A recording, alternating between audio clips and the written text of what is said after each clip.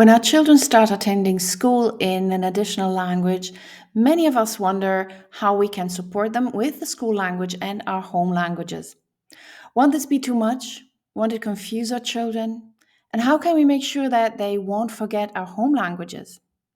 Hi, I'm Ute, the owner of Ute's International Lounge and Academy, and I help multilingual families maintain their languages and cultures whilst raising their children abroad. Many parents don't know how to keep the home languages alive and active while supporting our children with the school language. It pretty much depends on how our children use their languages and react to the use of them at home, at school, and in the community. Some children are very strict in separating the places and situations they use their languages, and others are less strict and switch back and forth no matter where they are. When it comes to homework, though, our children need to practice what they learned at school, let's say in language yellow. My children grew up with multiple languages, and their school language is not one of our home languages. What worked for us and all of my clients in a similar situation is to define a clear situational moment where we dedicate time to homework. There's an example. When the children come home and we should read a book in the school language, in language yellow, we would do that, go through the book at our children's pace, and this is very important. Don't rush, take your time and let the children set the pace, and let them ask questions and answer them in yellow, unless, and this is the tricky part, unless they don't understand a word or term or concept in yellow, and they know it in blue and red in your home languages. For example, he sits on a log, and let's say they don't know what a log is.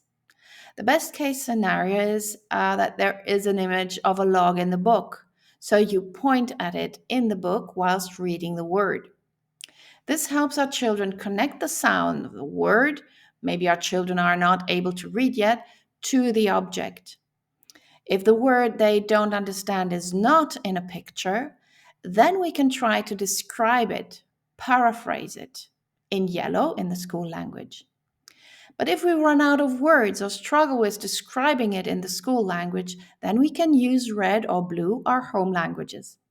And once we've done this with explaining the word, we go back to the school language to finish the text or the pages we decide to read that day.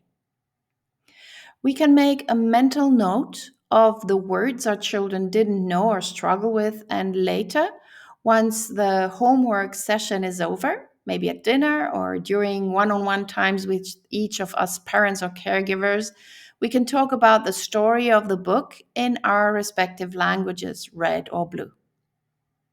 Needless to say that fostering three languages means for us, parents and caregivers, more work. But believe me, after a while, you will get used to it and it will become a routine. Also, it won't stay as intense as at the beginning. Now, what not to do is to start a bilingual conversation. That's to say, one where our child talks about the story in yellow and we respond consistently in blue or red. Why? Because this will lead our children to not respond in red or blue in the long run. I've done it, and honestly, I wish I hadn't, as going back to a conversation then in language red or blue only really took a lot of patience and consistency from my part. So try to avoid to fall into this pattern that is very difficult to get out of. But this all said, we are humans and we can make mistakes and sometimes slip into this bilingual conversation just because that's reality. But the important part here is to make sure that it doesn't become a habit, okay? Last but not least, let the teachers know what other languages you use at home. And let them also know how you read the books and how you do the homework and what works for you and for your children. Let the teachers know what words your children struggle with and ask them to tell you also what words or topics and concepts your children struggle with at school. This way, you keep each other updated on the progress of your children and can work much more efficiently towards the expected goals. I sometimes ask my children's teachers for lists of words and topics they talked about during the week so that we could then talk about the same topics in our home languages, also outside of the so called homework moments. That's to say, in the weekends, for example. Why? This way, we helped our children link the terms and topics they learned at school to the terms in our home languages. Obviously, we can do this when our children go to daycare, preschool, and primary school.